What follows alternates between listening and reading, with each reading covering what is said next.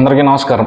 రాజకీయాలు, సినిమాలు ఈరోజు రాష్ట్రం అంతా కూడా అల్లు అర్జున్ గురించి ఎక్కువగా డిస్కషన్ నడుస్తూ ఉంది. రెండు తెలుగు రాష్ట్రాల్లో, ఒక రాష్ట్రమే కాదు, ఇన్ఫ్యాక్ట్ దేశం అంతా కూడా అల్లు అర్జున్ అరెస్ట్ గురించి చర్చ జరుగుతున్న వేళ మనం నిన్నటి వరకు ఒక వెర్షన్లోనే చూసాం. ఏంటి, అల్లు అర్జున్ని ఎలా అరెస్ట్ చేస్తారు, అందులో అల్లు అర్జున్ తప్పు లేకపోయినా ఎందుకు ఆయన అంత టార్గెట్ చేశారు అనేది మనం ఒక వర్షన్ చూసాం. కానీ ఇక్కడ నిన్న తెలంగాణ అసెంబ్లీ సమావేశంలో కనుక మనం చూసుకుంటే రేవంత్ రెడ్డి గారు ఇంకో వర్షన్ చెప్తా ఉన్నారు.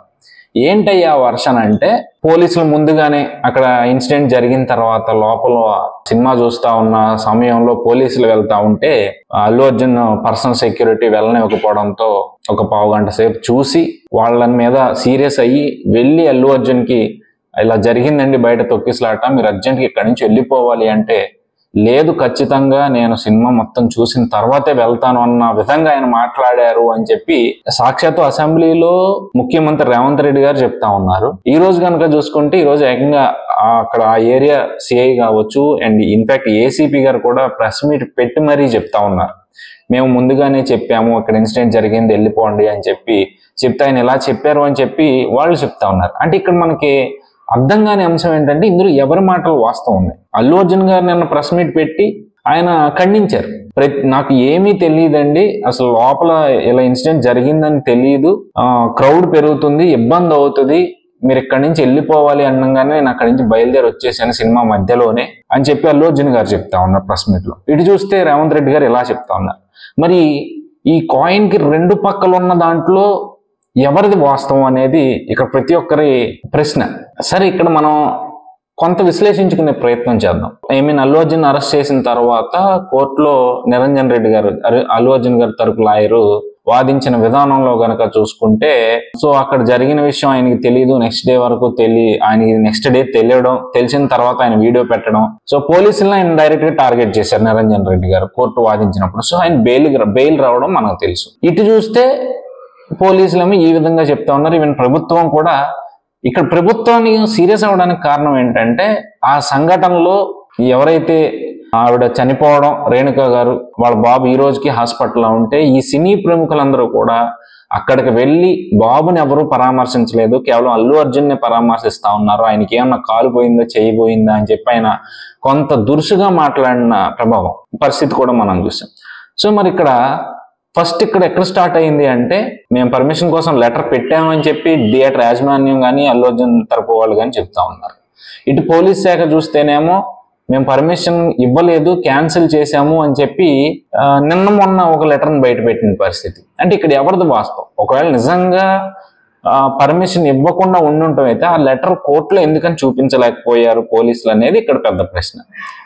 లేదు, ముందే చెప్పారు, పోలీసులు చెప్పినా అల్లు అర్జున్ సినిమాలోంచి బయటకు వచ్చి ర్యాలీగా వెళ్ళారు అనేది కనుక చూస్తూ ఉంటే మరి ఒకవేళ అక్కడ అల్లు అర్జున్ తప్ప. సో ఏదేమైనా ఇక్కడ బొమ్మ బొరుసు అనేవి రెండు రకాలుగా కనిపిస్తున్నాయండి. కాయిన్కి రెండు పక్కల ఉన్నట్టుగా కనిపిస్తూ ఉంది.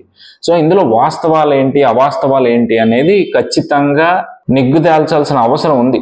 మరి ఎందుకు ప్రభుత్వం సినిమా రంగాన్ని టార్గెట్ చేసిందా, లేదా రేవంత్ రెడ్డి గారు చెప్తున్నట్టు చట్టం ఎవరికి చుట్టం కాదు, సెలబ్రిటీ అయినా ఎవరైనా సామాన్యుల్లాగానే అనే విధంగా ఆయన వ్యవహరించారా అనేది మనం వేచి చూడాలి. ఎందుకంటే ఆయన చాలా స్పష్టంగా చెప్తున్నారు, చట్టం ఎవరికి చుట్టం కాదు, తప్పు చేసిన వాళ్ళని అరెస్ట్ చేయాలి అని చెప్పి. అయితే నాకు ఇక్కడ ఒక చిన్న ఆలోచన కానీ, లేదా ఆలోచన అనాలా లేదా డౌట్ అనాలా నాకు అర్థం కాల. ఒకవేళ మరి ఇది తప్ప లేదా ఒప్ప అనేది మీరు కింద ఉన్న కామెంట్ బాక్స్ లో మీ అభిప్రాయాన్ని తెలియజేయండి. ఏంటయ్యా అది అంటే, ఈరోజు అక్కడ ఘటన జరిగింది సంధ్యా థియేటర్లో, అనుకోని ఘటన, ప్రమేయం ఎవరిది ఉంది ఎవరిది లేదు అనేది పక్కన పెడితే కాసేపు అది జరగరాని ఘటనే కదా. దానికి బాధ్యులుగా మీరు థియేటర్ యాజమాన్యాన్ని నిందించవచ్చు, పోలీసులు నిందించవచ్చు, ప్రభుత్వాన్ని నిందించవచ్చు. అల్లు అర్జున్ ఆల్రెడీ నిందిస్తా ఉన్నారు. కానీ ఆయన రావడం వల్లే ఇన్సిడెంట్ జరిగింది అంటున్నారు కదా. ఆయన రాకుండా ఉంటే జరగలేదు అంటున్నారు. ఎవరు అల్లు అర్జున్ రాకపోతే అక్కడ ఇన్సిడెంట్ జరిగి ఉండదు అని చెప్పని అంటా ఉన్నారు. అంటే ఆయన డైరెక్ట్ అల్లు అర్జున్ ప్రమేయం లేదు కదా అందులో. ఇప్పుడు అక్కడ జరగరాని ఘటన జరిగింది, ఆ పసిబాలుడు ఈ రోజుకి చావు బతుకులతో పోరాడుతా ఉన్నాడు, దాన్ని ఎవరు తీర్చలేనిది ఆ లోటుని.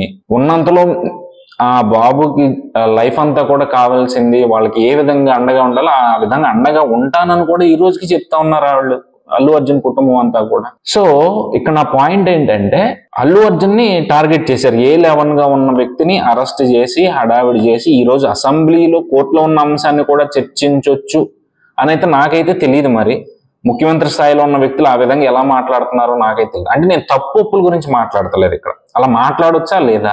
సరే అసలు పాయింట్కి వస్తున్నా. నేను డైరెక్ట్ గా అల్లు అర్జున్ గారు ఇన్వాల్వ్మెంట్ లేదు, అయినా సరే అల్లు అర్జున్ గారు తప్పని ప్రశ్నిస్తున్నారు కదా ప్రతి ఒక్కరు ఈరోజు ప్రభుత్వం తరఫు వాళ్ళందరూ కూడా. మరి అదే విధంగా ప్రభుత్వాన్ని ఎందుకు నిందించరు? ఆ టైం షో పర్మిషన్ ఎందుకు ఇచ్చినట్టు?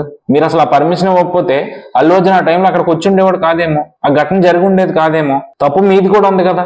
మరి సినిమాటోగ్రఫీ మంత్రి మరి ఆయన కూడా అరెస్ట్ చేయాలి కదా, ఆయన మీద కూడా కేసు పెట్టాలి కదా. ఇది నా డౌట్. సినిమా చూడడానికి పోలీసులు వద్దన్నా వచ్చాడు అల్లు అర్జున్ అని చెప్పి మీరు చెప్తా ఉన్నారు. రైట్, అల్లు అర్జున్ గారు చేసింది తప్పే అనుకుందాం. సరే తప్పే, అల్లు అర్జున్ తప్పే ఉంది. ఆయన డైరెక్ట్ ఇన్వాల్వ్మెంట్ లేకపోయినా ఆయన వల్ల జరిగింది కాబట్టి ఆయన మీద కేసు పెట్టారు, అరెస్ట్ చేశారు, ఒక వెళ్ళని కూడా. మరి మీరు ఆ టైంలో షో పర్మిషన్ ఇవ్వడం కూడా తప్పే అనుకోవాలి కదా. మీరు ఆ పర్మిషన్ ఇవ్వడం వల్ల అక్కడికి ఆ కుటుంబం వచ్చింది అనుకోవచ్చు కదా. ఆ టైంకి అది జరగాలని రాసి పెట్టుంది కదా. మీరు ఆ టైంకి షో పర్మిషన్ ఇవ్వకపోతే ఆ కుటుంబం అక్కడికి వచ్చేది కదా. వేరే షోకి వెళ్ళినా, వేరే షో అంటే వాళ్ళు మిడ్ నైట్ షోకి వెళ్ళరు, కుటుంబాన్ని వేసుకుని చిన్నపిల్లల్ని వేసుకుని ఫ్యామిలీతో 1:02 షోకి వెళ్ళరు. మీరు ఎర్లీ 9:30 షోకి పర్మిషన్ ఇచ్చారు కాబట్టి 9:30 అని చెప్పి ఫ్యామిలీతో వెళ్ళారు. సో ఇది పాయింట్, నా పాయింట్ ఇది. మరి ఇందులో వాస్తవాలేంటి అవాస్తవాలేంటి అనేది ఇక దేవుడికే తెలియాలి. ఇక్కడ అల్లు అర్జున్ అబద్ధం చెప్తున్నారా లేదా ప్రభుత్వం అబద్ధం చెప్తుందా అనేది వీలైనంత త్వరలో, అంటే ఇక్కడ ప్రభుత్వం మేనిఫెస్ట్ చేయొచ్చు వాళ్ళకి అనుకూలంగా అన్నిటినీ అని అనుకుంటే మనం చేసేది ఏం లేదు.